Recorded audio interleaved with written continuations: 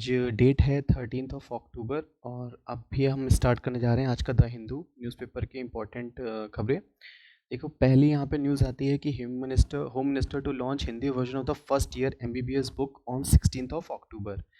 एक इम्पॉर्टेंट यहाँ पे ये है कि इंडिया का जो पहला स्टेट है जो मेडिकल एजुकेशन को हिंदी में प्रोवाइड करने जा रहा है, तो वो बनने वाला है हमारा MP आया है। तो MP से रिलेटेड कुछ रिसेंट की भी न्यूज़ देख लेते हैं। ओके, MP की जो कैपिटल है वो हम सबको पता है भोपाल है। और MP भारत में अभी रिसेंटली 8 चीताज को लेके आया है MP स्टेट ने। और ये 8 चीता कहाँ से लाए गए हैं? नामीबिया से। नामीबिया की कैपिटल क्या है? विंडहॉक। ठीक है, इन 8 चीतास को किस टाइगर रिजर्व या किस नेशनल पार्क में रखा जाएगा? कुनू नेशनल पार्क में। कुनू नेशनल पार्क एक नेशनल पार्क भी है और प्लस ये एक टाइगर रिजर्व भी है। भारत में टोटल कितने टाइगर रिजर्व्स हैं? 51। और कुनू का नाम कुनू क्यों पड़ा? क्योंकि कुनू जो है वो एक ट्रिब्यूटरी है, tributary of Chambal river, right, इसलिए उसका नाम कुनू पड़ा है। टोटल 8 चीताज हैं, ये आपको याद रखना है। और कुनू नेशनल पार्क किन पहाड़ियों के पास में है? तो ये विंध्याचल पहाड़ियों पे बसा हुआ है। ठीक है, इसके साथ ही ये आपको याद रखना है कि जो प्रोजेक्ट चीता है इसकी शुरुआत 2022 से की गई थी। वन इम्पॉर्टेंट न्यूज़ इसमें और भी है कि इंडिया से जो चीतास थे, है ना, इनको एक्सटिंक्ट कब डिक्लेयर किया गया था? इनको एक्सटिंक्ट डिक्लेयर किया गया है 1952 में। आखिरी बार जो चीता देखा गया या पाया गया था वो छत्तीसगढ़ में पाया गया था, छत्तीसगढ़ की कोरिया डिस्ट्रिक्ट से। Next important coverage is Tamil Nadu notifies India's first slender loris sanctuary. ठीक है, तमिलनाडु गवर्नमेंट ने रिसेंटली स्लेंडर आयोरिस, ये इसकी फ़ोटो यहाँ पे ये साइड में है, स्लेंडर आयोरिस, ये क्या होता है? ये एक नॉक्टर्नल मैमल्स हैं। नॉक्टर्नल का मीनिंग ऐसे एनिमल्स जो रात में निकलते हैं या जो अपना काम रात में करते हैं। ठीक है, ईटिंग हैबिट्स इनकी नाइट की होती है। और दे आर आर्बोरियल। आर्बोरियल का मीनिंग ऐसे एनिमल्स जो अपनी लाइफ में ट्रीज पे रह के बिताते हैं। ठीक है, तो तमिलनाडु ने स्लेंडर आयोरिस सेंचुरी को घोषित किया है। It is notifies India's first slender loris sanctuary. ठीक है, और ये आयोरिस सेंचुरी कहाँ पे बनाई जा रही है? Dindigul, okay, Karur and Dindigul districts में। तो इसमें अभी रिसेंटली तमिलनाडु एक ऐसा स्टेट बना था जिसने इंडिया की पहली डुगोंग कंजर्वेशन रिजर्व को भी इस्टेब्लिश किया था। देखिए, जो डुगोंग एनिमल है, इसमें हम साइड में देख रहे हैं, ये डुगोंग है। डुगोंग, इसको हम सी काऊ के नाम से भी जानते हैं। और ये UPSC में पूछा गया था क्वेश्चन रिसेंटली, अभी 2-3 साल पहले, कि डुगोंग से रिलेटेड कुछ फैक्ट्स पूछे गए थे। और ये किन एरियाज़ में पाया जाता है इंडिया के? ये क्वेश्चन आया था। तो ये अंडमान एंड निकोबार के आइलैंड्स के आसपास जो सी है वहाँ पे, और प्लस तमिलनाडु के पास में जो सी है उसमें पाया जाता है। इसको हम सीकाओ के नाम से भी जानते हैं। तो यहाँ पे जब तमिलनाडु गवर्नमेंट ने पहला कंजर्वेशन सेंटर इसको घोषित किया था पाक बे को, तो पाक बे को अगर हम मैप में देखें ना, तो ये हमारा तमिलनाडु स्टेट है ये, और ये श्रीलंका है। इसके बीच में ये जो स्टेट है ये पाक स्ट्रेट कहलाती है ना, और पाक बे यहीं पे है। ठीक है, ये पाक बे एरिया है। Okay, next important we come to editorial page. अभी रिसेंटली IMF ने वार्न किया है कि वर्ल्ड में वर्स्ट येट टू कम। ऐसा क्यों? क्योंकि IMF ने बोला है कि भाई 2023 तक कुछ कंट्रीज़ में कुछ लोग रिसेशन को फेस करने वाले हैं। ठीक है, और IMF की जो रिपोर्ट आती है वो किस नाम से आती है? Global economic outlook. Global economic outlook, right. तो उसमें उसमें ऐसा बोला गया है कि 2023 में रिसेशन आएगा for many people in the world. तो इसने उसको कॉशन यानी चेतावनी दी है कि the worst is yet to come. और अभी कल ही IMF ने इंडिया की जो फोरकास्ट है उसको स्लैश का मीनिंग यहाँ पे होता है घटा देना, 6.8% कर दिया था। कुछ दिनों पहले वर्ल्ड बैंक ने इंडिया की इकोनॉमिक ग्रोथ को 6.5% डिक्लेयर किया है। ठीक है। और आईएमएफ से कल मैंने आईएमएफ के बारे में बताया था। इसकी स्थापना 1945 में हुई थी। इसका हेडक्वार्टर है वाशिंगटन डीसी में। ओके। और इसकी जो फर्स्ट डेप्यूटी एमडी बनी है गीता गोपीनाथ, और इसके जो एमडी हैं उनका नाम है क्रिस्टालिना जॉर्जीवा। Kristalina Georgieva. जो इसमें नेक्स्ट एडिटोरियल है, the court and the problem with its collegium. Supreme court और हाई कोर्ट के जजेस को नियुक्त करने के लिए जो सिस्टम इंडिया में काम करता है हम उसको बोलते हैं कोलिजियम सिस्टम।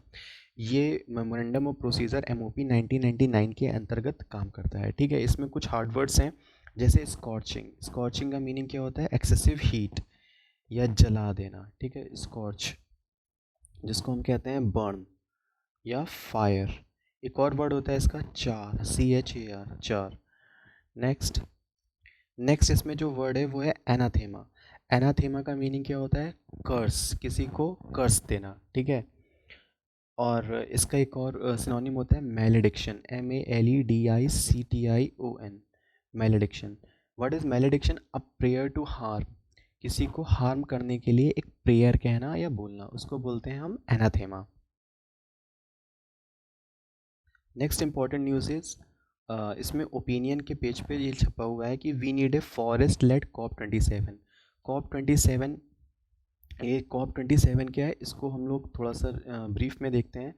जो कॉप का मीनिंग होता है कॉन्फ्रेंस ऑफ पार्टीज़। ठीक है। ये स्टार्ट किसके द्वारा किया गया था? UNFCC। राइट। UNFCC का मतलब है United nation climate change conference. Climate change conference, climate change conference.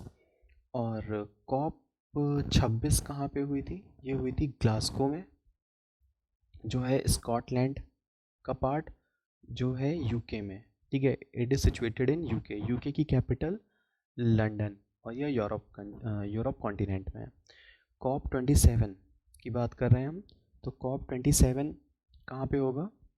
नवंबर 2022 में ये होगा शर्म शेख में। ये जो शर्म शेख है ये कहाँ पे है? ये है इजिप्ट में। ठीक है। इजिप्ट की कैपिटल क्या है? कायरो, और इजिप्ट की करेंसी है पाउंड। COP27 ये आपको याद रखना है, शर्म शेख इजिप्ट में। इसी तरह से COP28 जो 2023 में होगा, ये होगा UAE में। UAE की कैपिटल क्या है? Abu Dhabi. ठीक है। इसी तरह से COP29 ये 2024 ये कहाँ पे होगा? ऑस्ट्रेलिया ने इसको बोला है कराने के लिए COP24 को। फिलहाल अभी हम आते हैं COP26 जो ग्लासगो स्कॉटलैंड यूके में हुए थे। इसके जो चेयरमैन थे ना, चेयरमैन, वो यूके के कैबिनेट मिनिस्टर थे जिनका नाम था आलोक शर्मा। एक इंडियन है इसलिए आपको ये याद रखना है। राइट। नेक्स्ट इसमें जो पॉइंट है, ये एक इमेज बनी हुई है, ये आप देख रहे हो, ये है बृद्धेश्वर टेम्पल। ये कहाँ पे है? तंजावुर में। यहाँ पे एक लाइन लिखी था, grandeur of the Chola empire. ठीक है। ग्रैंडियर का मीनिंग क्या होता है? मैग्निफिसेंट या फिर भव्य, मैग्निफिसेंट, जिसको हम भव्य कहते हैं। जो चोला एम्पायर की भव्यता थी वो इस टेम्पल के माध्यम से आपको दिखाया जा रहा है।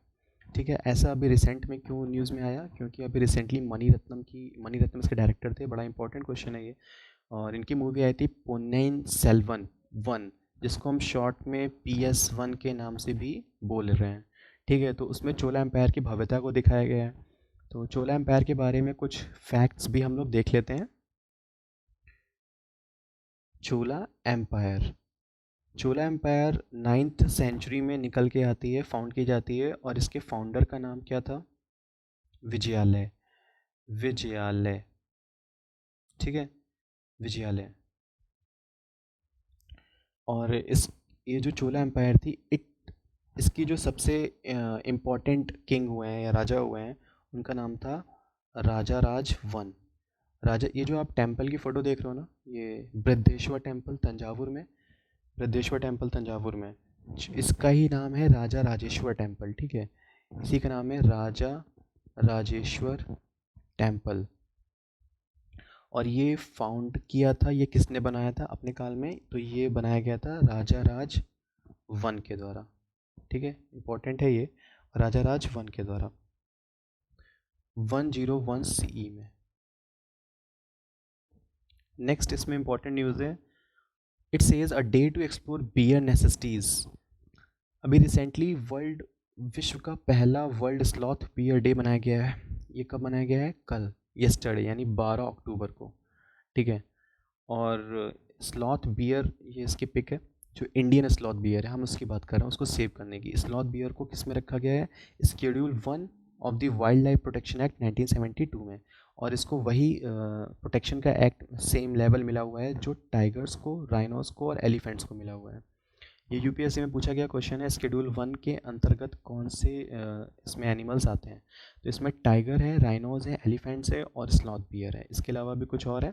ठीक है, फिर हम आते हैं वर्ल्ड की न्यूज़ पे, वर्ल्ड कवरेज पे।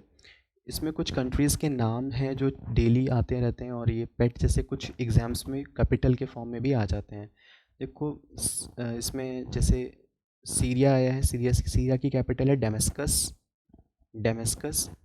और फिनलैंड की कैपिटल क्या है? फिनलैंड की ये हेलसिंकी। एंड इसराइल की कैपिटल यहाँ दी हुई है, जेरूसलम। थाईलैंड की कैपिटल बैंकॉक। इसी तरह से फ्रांस की कैपिटल है पेरिस। तो ये थी आज की कुछ इसी में एक और है यूक्रेन, लगे हाथ इसको भी देखते हैं। यूक्रेन की कैपिटल क्या है? कीव, बहुत न्यूज़ में रह रहा है। ठीक है, रशिया की कैपिटल है मॉस्को। ठीक है, रशिया की कैपिटल है मॉस्को। तो ये थे कुछ आज के important news. Thanks for watching.